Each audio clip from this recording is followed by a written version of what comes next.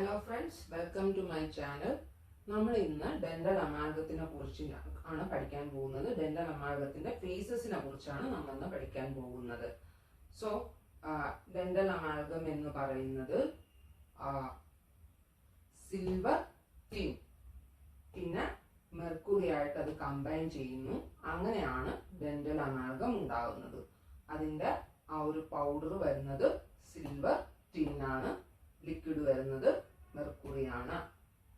So silver tin ആ ഒരു കോമ്പിനേഷനെയാണ് നമ്മൾ ഗാമ ഫേസ് എന്ന് പറയുന്നത്. Gamma phase is the strongest phase. Gamma phase ആണ് അമാൽഗത്തിന്റെ സ്ട്രോങ്സ്റ്റ് ആയിട്ടുള്ള ഫേസ്. ഈ സിൽവർ ടിൻ മെർക്കുറിയുമായി റിയാക്ട് ചെയ്യുന്നു. അങ്ങനെ സിൽവർ മെർക്കുറിയുമായിട്ട് റിയാക്ട് ചെയ്ത് വരുന്നതിനെയാണ് നമ്മൾ ഗാമ 1 ഫേസ് എന്ന് പറയുന്നത്. ഇനി ആ ഗാമ 1 ഫേസ് ഇതിന്റെ ഇടയ്ക്ക് ഇത് gamma phase, gamma 1 phase gamma ഫേസിന്റെ ഇടയ്ക്ക് പോയി ഈ ഗാമ ഫേസിനെ ഹോൾഡ് ചെയ്ത് വെക്കുന്നു. ഗാമ ഫേസ് ആണ് strongest phase. Gamma 1 phase gamma ഫേസിന്റെ ഇടയ്ക്ക് പോയിട്ട് ഇതിനെ ഹോൾഡ് ചെയ്ത് വെച്ച് ഈ അമാൽഗത്തിന് സ്ട്രെങ്ത് കൊടുക്കുന്നു. ഇനി ഗാമ 2 ഫേസ് എങ്ങനെയാണ് ഫോം ചെയ്യുക എന്ന് വെച്ച് കഴിഞ്ഞാല് ഈ മെർക്കുറി നമ്മളുടെ ടിന്നുമായി റിയാക്ട് ചെയ്യുമ്പോഴാണ് ഗാമ 2 ഫേസ് വരുന്നത്. ഗാമ 2 ഫേസ് സ്ട്രെങ്ത് കുറവുള്ള ഫേസ് ആണ്. അത് കൊറോഷൻ റെസിസ്റ്റൻസ് കുറവുള്ള ഫേസ് ആണ്. അപ്പോൾ നമ്മൾ വിചാരിക്കും, അപ്പോൾ എന്തുകൊണ്ട് മെർക്കുറി മാത്രം വെച്ച് അമാൽഗം ഉണ്ടാക്കിക്കൂടാ എന്ന് നമ്മൾ വിചാരിക്കും.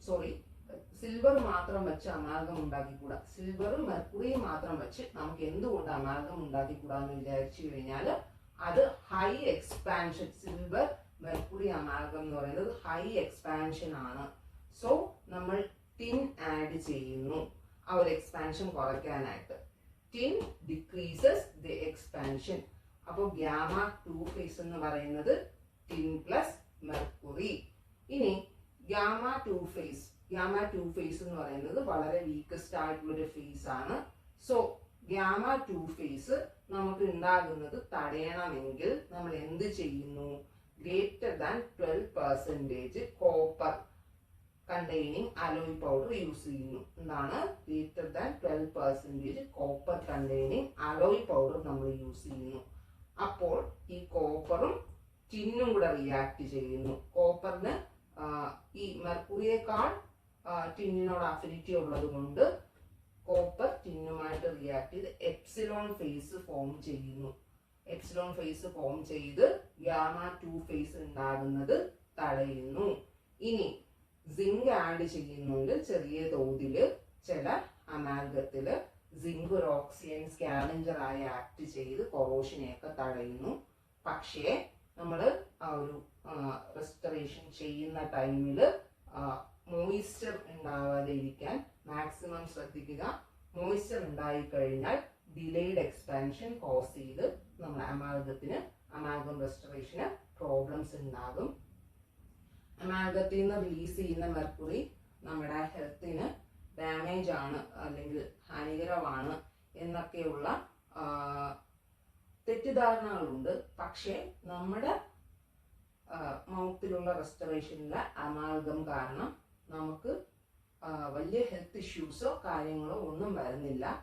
അമാൽഗം ഗ്രാജുവലി നമ്മൾ ഫേസ് ഔട്ട് ചെയ്യുന്നതിന്റെ ഒരു റീസൺ എന്ന് വിചാരിച്ചു കഴിഞ്ഞാൽ അമാൽഗത്തിന് ഡിസ്പോസ് ചെയ്യാൻ വളരെ ബുദ്ധിമുട്ടാണ്. അമാൽഗം നമ്മൾ റെസ്റ്റോറേഷൻ ചെയ്ത് കഴിഞ്ഞു കഴിഞ്ഞാൽ അത് ബാക്കി വരുന്ന അമാൽഗത്തിനെ നമുക്ക് ഡിസ്പോസ് ചെയ്യാനായിട്ട് വളരെ ബുദ്ധിമുട്ടാണ്. അതുകൊണ്ടാണ് നമ്മൾ അമാൽഗത്തിനെ ഫേസ് ഔട്ട് ചെയ്തുകൊണ്ട് ഇരിക്കുന്നത്. So I expect you understood the concepts. So in case of any doubts നമുക്ക് കമന്റ് സെക്ഷനിൽ അത് ഡിസ്കസ് ചെയ്യാം. Okay, thank you.